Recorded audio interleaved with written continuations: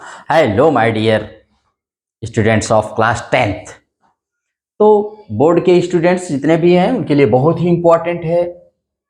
UP board, CBSE board में थोड़ा सा पैटर्न अलग होता है, but this poem is equally important for the students of both boards.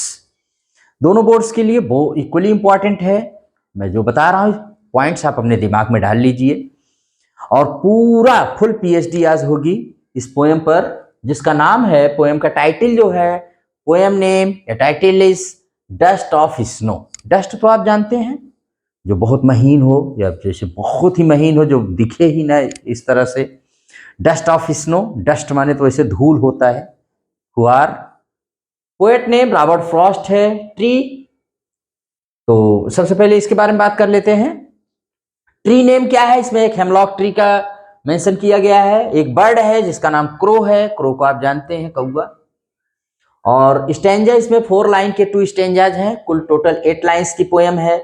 इसकी राइमिंग वर्ड्स अगर हम देखें तो इसके राइमिंग वर्ड्स में आपको मिलेंगे, crow rhymes with snow, me rhymes with tree, heart rhymes with part, mood rhymes with rude. और नंबर ऑफ स्टेंजा 2 है। और कितने क्रो हैं, तो एक ही क्रो है इसमें भाई। राइमिंग स्कीम इसकी ए बी सी डी है। इसका मतलब है कि जो पहली line, first and third lines of each stanza rhyme with each other, and the second and fourth lines rhyme with each other. पहली और तीसरी और दूसरी और चौथी ये राइम करती हैं। और उसके बाद है वर्ड मीनिंग्स। तो मैं इसके वर्ड जो आए हैं पोएम में, वर्ड्स में आपको बता देता हूं, फिर उसके बाद पोएम पढ़ाऊंगा। वे माने होता है काइंड या प्रकार, शॉर्ट। डस्ट माने धूल कण, मैंने बताया धूल कण या पार्टिकल। और स्नो माने होता है बर्फ, जान ही रहे हैं। Crow small black skinned bird है, कौवा है, एक प्रकार का पक्षी। आपने कहानी भी पढ़ी होगी अपने यहाँ भी, एक थर्स्टी क्रो जो आता है और पिक्चर में कैसे वो पानी पाता है, यू हैव। लेकिन यहाँ वो उस तरह का क्रो नहीं है, दूसरा क्रो है। वो तो अपनी थर्स्ट को क्वेंच करता है। डस्ट ऑफ स्नो, बर्फ के बारीक या महीन कण, small particles of snow, the fine particles of snow कह सकते हैं। हेमलॉक ट्री एक विषैला पौधा है, पॉइजनस ट्री है, जैसे अपने यहाँ धतूरा या मंदार पाए जाते हैं, मदार। अमेरिका, नॉर्थ अमेरिका में पाया जाने वाला एक पौधा है, अपने यहाँ का नहीं है, नॉर्थ अमेरिका की ही स्टोरी है, बट ये यूनिवर्सल पोएम है। और मूड, मूड होता है चित्त वृत्ति या मनोदशा, स्टेट ऑफ माइंड, हमारे दिमाग जो पल पल वेदर की तरह बदलता रहता है ना, मौसम की तरह भी दिमाग हमेशा बदलता रहता है। थोड़ा सा हुआ ये बदल जाएगा। अभी मैं पढ़ा रहा हूँ, मेरे हाथ से ये बुक छूट जाए तो मैं मूड बदल जाएगा। कुछ अभी डिस्टर्ब हो जाए, मूड बदल जाएगा। कोई आके बोल दे, मूड बदल जाएगा। मतलब मूड हमारा पल पल बदलता रहता है, जस्ट लाइक वेदर। कोई आपके ऊपर धूल डाल दे, आप पढ़ रहे हैं, कोई आपके ऊपर पेन चला दे, मतलब कुछ भी आपके साथ होता है, any action is done with you, your mood changes with that action. ठीक है, पल पल बदलता रहता है हमारा मूड, तो उसी को मूड कहते हैं। सेव्ड माने केप्ट इन स्टेट, बचा लिया, रेस्क्यूड या केप्ट सेफ। और र्यूड माने होता है यहाँ पर हेल्ड इन रिग्रेट, माने शोक या अफसोस से पछताया, जो इन्होंने दिन खराब किया था। और bitterly regret and wish it undone. सुक डाउन माने हिलाना होता है, कॉज समथिंग टू फॉल और सेटल बाय शेकिंग, किसी चीज को हिला देना, कुछ गिर जाए उससे। और हार्ट माने जानते हैं the centre of persons thoughts and emotions, specially love, compassion and loyalty. सारी चीजें हमारी हार्ट में ही तो होती हैं।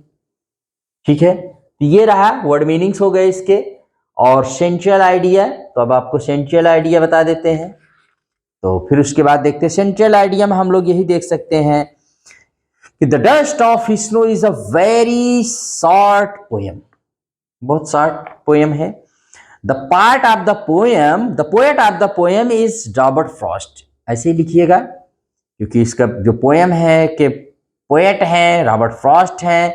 Though the poem is very short, yet the message of the poem is very big and lasting. Poem बहुत short है, बहुत शॉर्ट है, इससे शॉर्ट पोएम ही नहीं है आपके, बट है, लेकिन इससे शॉर्ट नहीं, इतनी इजी लैंग्वेज में बहुत शॉर्ट पोएम है। येट द मैसेज, मैसेज बहुत बड़ा है इसका। The poem shows healing habit of the nature. Healing habit, ये नेचर की पावर को बताती है कि नेचर हमारा कैसे, उसके पास there is, nature has panacea कह लीजिए, उसके पास हर चीज की दवा है। Nature has medicine for all our diseases. कोई भी प्रकार की प्रॉब्लम्स हो, सारे चीज का solution there is in the nature. In this poem, the poet is upset and he comes out of his house to wander in the snow. बहुत upset होता है पोएट, बहुत परेशान है, वो बाहर घूमने के लिए निकलता है, घर से अपने बाहर आता है, but that makes him happy. The poem teaches us, लेकिन जब बाहर आता है तो वह एक हिमलॉक ट्री के पास जाता है जहां पर एक क्रो बैठा हुआ है। There is a crow that shook down the tree, हिला दिया उसके ऊपर कुछ बर्फ के डस्ट ऑफ स्नोफॉल करते हैं और ही becomes happy. The poem teaches us that one should hope for the best even in the worst. Poem की टीचिंग यही है कि हमें हमेशा कितने भी मुसीबत में रहें, कितने भी हम मुसीबत में रहें, लेकिन हमेशा हमें होप करना चाहिए फॉर द बेस्ट। यही इस पोएम का मैसेज होता है। The poem teaches us non-permanence of sorrow and happiness. The poem teaches us that small incidents like rainfall, snowfall can fill us with positive thoughts and transform, change or alter our negative thoughts, moods also. Negative thoughts and moods also.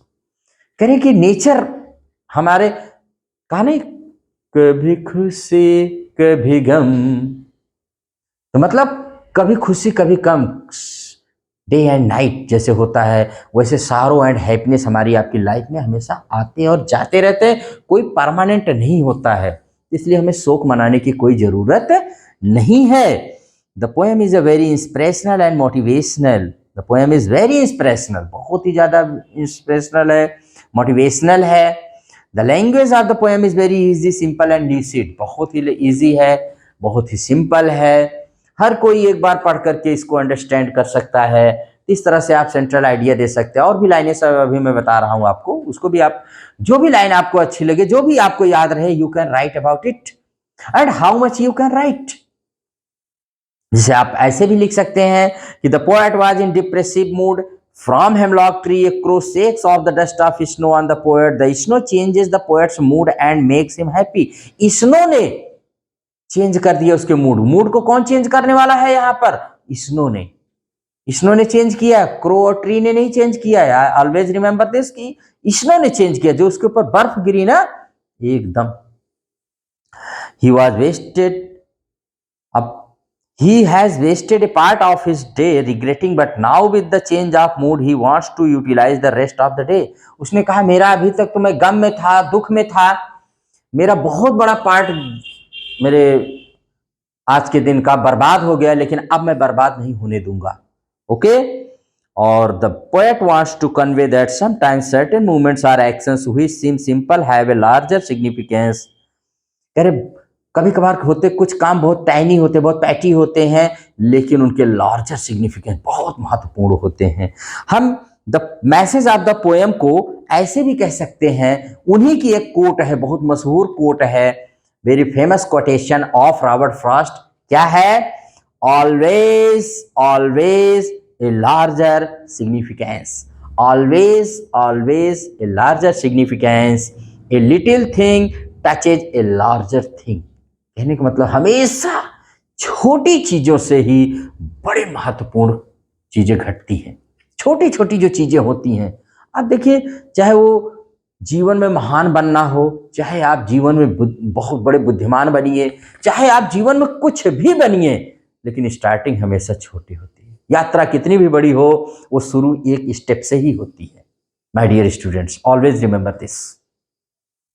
तो कहने का मतलब है कि ये कहीं ना कहीं नेचर के प्रभाव को दिखा रहा है, ये बता रहा है कि छोटी छोटी चीजों को हमको इग्नोर नहीं करना चाहिए, क्योंकि छोटी छोटी स्मॉल थिंग्स, स्मॉल मूवमेंट्स जो होते हैं, पैटी थिंग्स या टाइनी थिंग्स से ही हमको एक दिन बहुत ग्रेट बना सकती हैं। They are of great significance and great importance की होती है।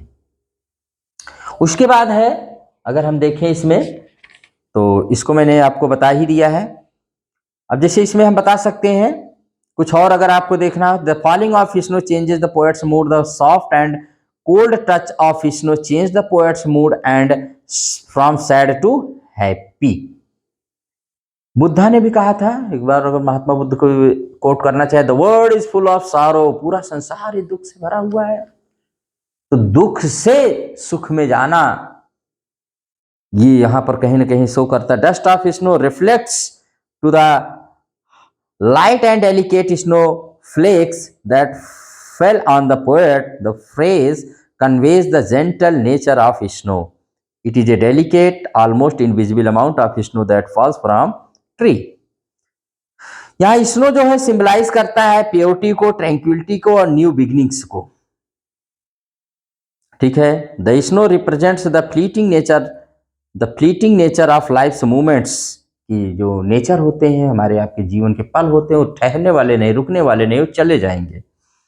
That can bring transformation. अब यहां पर अगर आप देखना चाहें तो हम लोग क्या देख सकते हैं, द पोएम shows या describes how a dusting of snow from hemlock tree changed the poet's mood from bad to good or sad to happy. अब इसमें हम आप और भी देखें की आइडिया, नेचर से हीलिंग पावर और ट्रांसफॉर्मेटिव पावर दिखाया गया। Nature can heal the mind and body and improve bad moods, ये सही कर सकता है, नेचर कुछ भी कर सकता है। Even small events can have a big impact on our lives, this shows transformative power of nature. Unexpected joy and relief can come from unexpected sources. Joy हमें कहाँ से मिलेगा हमको पता नहीं होता है, कहीं से भी आ सकता है जॉय। पोएटिक डिवाइसेस में अगर आप देखेंगे तो इमेजरी है, सिंबॉलिज्म है, एसोनेंस है, एंजाममेंट है, एंजाममेंट है, ये सारी चीजें इसमें यूज की गई हैं। आप इसको जान सकते हैं अच्छे से। और अब यहां पर आता है जो मैसेज, अगर हम देखें इसका थीम, तो इसमें देख सकते हैं the poet teaches us the non performance of sorrow and happiness even when we are occupied with negative thoughts, small incidents are snowfall can fill us with positive thoughts and transform our moods. It must be remembered that happiness is always round the corner, हमेशा happiness पास में हुई रहती है। This poem tells are teaches us that even a simple movement has the large impact and significance. This poem stands for guiding a person who has lost all hopes and is very sad, like the poet can be happy at the next moment by any tiny or petty act of nature. कहने का मतलब है guiding poem है, कहने का मतलब हमको विश्वास करना चाहिए। कैसे, जैसे पोएट हमारा डिप्रेसिव मूड में है, डिप्रेशन में चला गया है, एक तरह से मान लीजिए बहुत अवसाद में है, लेकिन उसको नेचर एक छोटे से बर्फ के जो द्वारा ठीक कर देता है उसके मूड को। तो कहने का मतलब कोई भी चीज हमको बहुत जल्दी ठीक कर सकती है, नेचर के पास सारी चीजें होती हैं। The poet chooses to bad या inauspicious objects of nature to show his bad mood. अब यहां पर दो चीजें जो पोएट ने सेलेक्ट किया है, चूज किया है, मैं आपको बताऊं कौन कौन सी। एक तो ट्री, हेमलॉक ट्री, एक विषैला पौधा है, बहुत जहरीला पौधा है। दूसरा बर्ड, क्रो, बहुत मनहूस पक्षी माना जाता है, बहुत इनऑस्पिशियस बैड बर्ड माना जाता है। दोनों बैड है, लेकिन लेखक ने क्यों चुना? क्वेश्चन ये होता है why did he choose such bad things.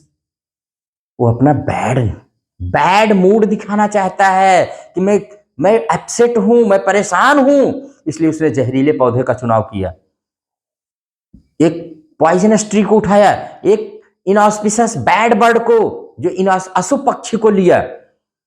लेकिन जब उसका मूड चेंज हो जाता है, मूड को चेंज करने वाला द स्नो, जो वाटर का प्रतीक है, जो मैंने कहा था स्नो ना, स्नो किसका प्रतीक है? Snow represents, symbolizes purity, tranquillity and new beginnings. तो उसने वाई क्रो को क्यों? तो crow signifies his depressive and snowfall mood, sorrowful mood, sorry. Crow signifies his depressive and sorrowful mood. और why hemlock tree? The hemlock tree is poisonous tree. It signifies that poet is sad and if he remains in this mood for a long time, his life will be poisonous. अगर हम बहुत ज्यादा depressive mood में हमेशा रहे, बहुत ज्यादा unhappy mood में हमेशा रहेंगे तो हमारी जिंदगी अनहैप्पी हो जाएगी, हम लोग बहुत खराब हो जाएंगे। एक ही मूड में लगातार रहना, अनहैप्पी वो भी, तो समझ लीजिए क्या उसके साइंस भी कहता है कि नहीं, ये बैड मूड जो होता है ना, very very harmful for our body, our mind, our soul. इसीलिए तो why snow that changes the mood of the poet like water that washes everything, the snow also washes the sad mood of poet. Snow is a form of water. Snow जो एक water का ही form होता है, वो जैसे पानी होता है, हर गंदगी को साफ कर देता है। स्नो ने भी उसके बैड मूड को साफ कर दिया और ही बिकेम्स हैप्पी, वेरी हैप्पी हो जाता है। That is the meaning of this snow. तो स्नो, बर्ड और ट्री, तीनों को मैंने मीनिंग बता दिया है। The poem teaches us, finally हम ये कह सकते हैं, द पोएम टीचेज अस या tells us that one should hope for the best even in the worst. So in real life we can make enjoy in our worst time. Worst time को भी हमको enjoy करना चाहिए, but hope for the best. ये सारी चीजें रही जो मैंने आपको इस पोएम में बता दिया। और वही रॉबर्ट फ्रॉस्ट की कोटेशन कि always always a larger significance, a little thing touches a larger thing, larger thing. Last में मैं चलते चलते पोएम पढ़ा दे रहा हूँ यूपी बोर्ड के स्टूडेंट्स के लिए। इसी में से एक स्टैंजा बेस्ड क्वेश्चन 2 आएंगे एमसीक्यू में, और एक आपको 4 लाइन की पोएम लिखना है और एक का सेंट्रल आइडिया देना है। तो मैंने सेंट्रल आइडिया भी इसका बता दिया, अब इसका एक्सप्लेनेशन कर दे रहा हूँ, full explanation, full message, full central idea, theme and everything that is needed. आपके पेपर से भी ज्यादा मैंने इसमें आपको बता दिया है कि कैसे एक डिप्रेसिव मूड में, जैसे अर्जुन महाभारत में डिप्रेसिव मूड में होते हैं तो उनके लिए गाइडिंग स्टार के रूप में कौन आ जाते हैं? Lord Krishna comes and teaches him. The same way our poet is also, कहने का मतलब ये हर उस दुखी व्यक्ति के लिए है।